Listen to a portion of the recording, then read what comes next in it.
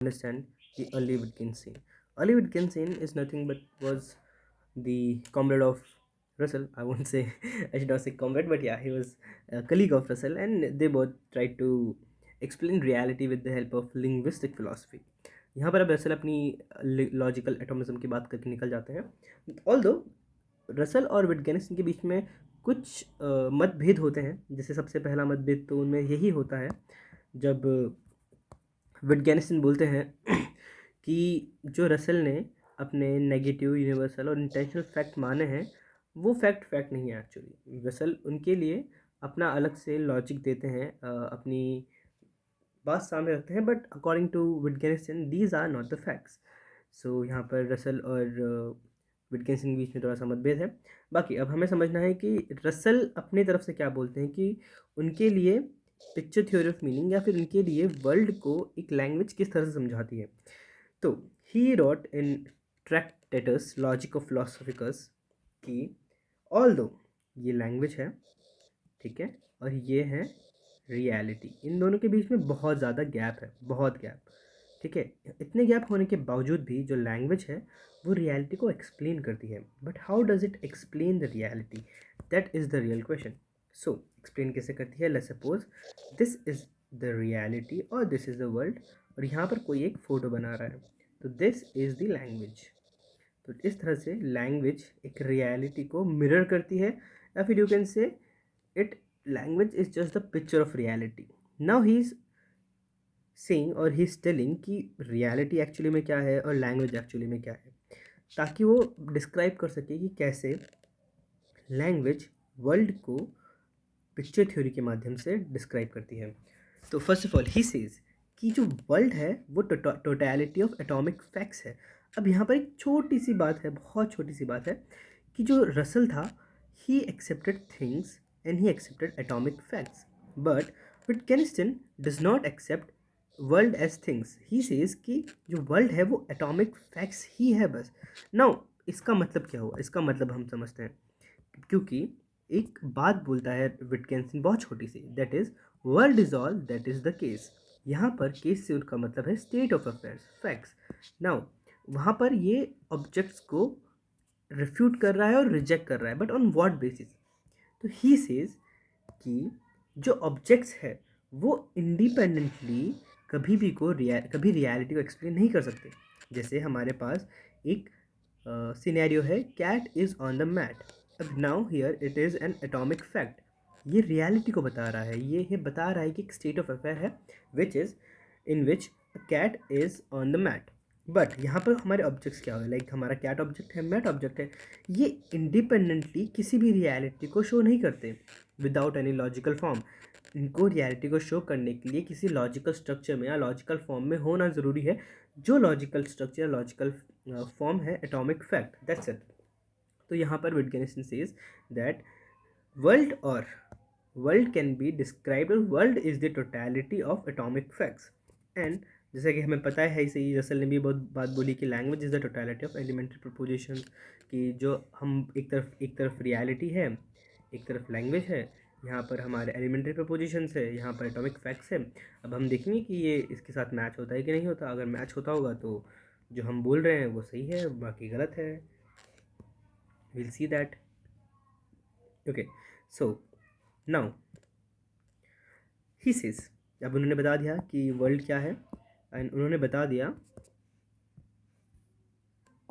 तो उन्होंने बता दिया कि वर्ल्ड क्या है, उन्होंने बता दिया कि लैंग्वेज क्या है. नाउ अब ही इज टेलिंग कि कैसे लैंग्वेज वर्ल्ड को डिस्क्राइब करती है, जो हमने बात करी कि पिक्चर थ्योरी के माध्यम से डिस्क्राइब करती है. बट कैसे कर सकती है पिक्चर थ्योरी के माध्यम से. तो ही सेज कि ऑल दो लैंग्वेज में और वर्ल्ड में कोई भी एक्सटर्नल सिमिलैरिटीज़ नहीं है. जैसे हमें यहाँ पर वर्ल्ड में कुछ चीज़ें दिख रही है, एक स्टेट ऑफ अफेयर दिख रहा है कि हमने सेम बोला था कि एक मैट है, उस पर कैट है. लैंग्वेज में ऐसा कुछ दिखता तो नहीं है हमें. हम लैंग्वेज को जैसे एक्सपीरियंस तो ना कर पाते जैसे वर्ल्ड को एक्सपीरियंस कर पाते हैं. तो फिर ये लैंग्वेज डिस्क्राइब कैसे कर रही है इसको, because both are different things. तो ही सेज कि there are internal similarities between propositions and the fact. Internal similarities मतलब उनके बीच में लॉजिकल फॉर्म जो है, चाहे वो लैंग्वेज का हो या वर्ल्ड का हो, सेम है. लॉजिकल फॉर्म को सेम बताने के लिए उन्होंने एग्जाम्पल यूज़ किया कि जैसे म्यूज़िकल नोट्स होते हैं, याद है हमें, अब ऐसे करके बहुत अलग अलग तरह के म्यूज़िकल नोट्स होते हैं। एंड जो म्यूज़िक होता है, ऑल दो दे आर डिफरेंट, हमें म्यूज़िक सुनाई देता है, वी रीड म्यूज़िकल नोट्स, और हम देख सकते हैं म्यूज़िकल नोट्स को, म्यूज़िक को सुन सकते हैं, फीलिंग डिफरेंट होती है। But these musical notes depict और डिस्क्राइब्स द म्यूज़िक, या फिर जो भी म्यूज़िकल नोट्स बजने वाले हैं। तो उसी तरह से जो लैंग्वेज होती है वो, और जो हमारी रियलिटी होती है वो, इन दोनों के बीच में इंटरनल सिमिलैरिटी होती है of logical forms. That's why he says कि लैंग्वेज थ्रू पिक्चर और through like language is, he just simply says कि language is the picture of reality और language is the mirror of reality. But अब इसमें दो तीन चीज़ें हैं, वो दो तीन चीज़ें क्या है मैं आगे देखते हैं। ही सेज कि लैंग्वेज ठीक है, मिरर, वर्ल्ड के लिए मिरर है, बट उसके लिए तीन चीज़ें सेटिस्फाई करनी चाहिए। अब तीन चीज़ें क्या है?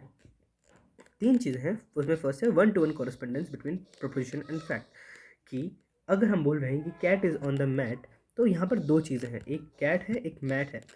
एंड अब two names in the propositions, okay.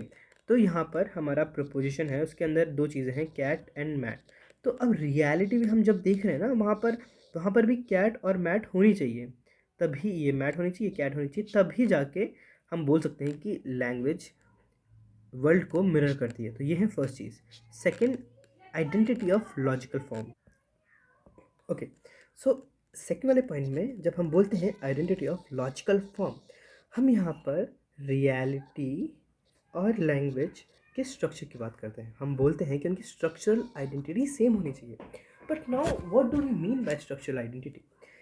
सो जब हम रियलिटी देखते हैं, हमने रियलिटी देखा और रियलिटी में देयर वॉज अ कैट जो मैट पे थी, ठीक है, sorry this my cat, I know it's not looking like cat, but हाँ, एक रियलिटी में एक कैट मैट पे थी, मतलब एक ऑब्जेक्ट था दूसरे ऑब्जेक्ट पे, और दो ऑब्जेक्ट है, एक कैट है एक मैट है, उनके बीच का रिलेशनशिप है। रिलेशनशिप क्या है?